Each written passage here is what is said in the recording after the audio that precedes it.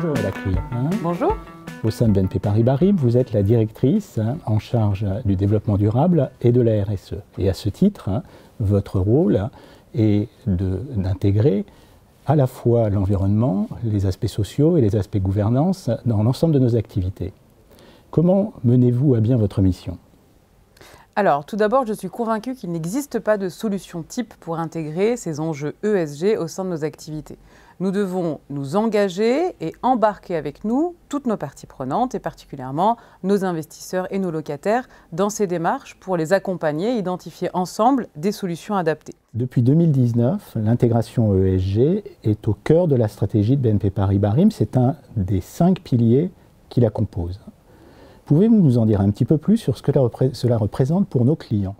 Tout à fait. Alors en 2020, nous avons décidé de renforcer cet engagement et de le matérialiser en intégrant les enjeux ESG dans toutes nos activités, à l'investissement, dans le fund management et l'asset management. Donc nous avons décidé cette année de classer, segmenter nos fonds en 4 grandes catégories pour mieux respecter et s'adapter à la stratégie de chaque fonds et pour respecter les engagements auprès de nos investisseurs. Cette nouvelle segmentation est aussi en ligne et conforme avec la nouvelle réglementation européenne. Donc quels sont nos engagements auprès de nos clients ?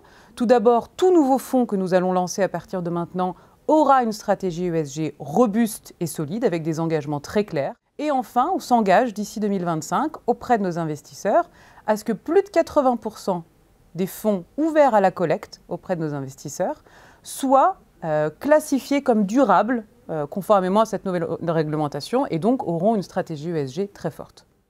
Eh bien, nous venons de publier notre nouveau rapport ESG, la version 2020. Je voudrais en savoir un petit peu plus, à la fois sur le contenu de ce rapport et sur ses conclusions.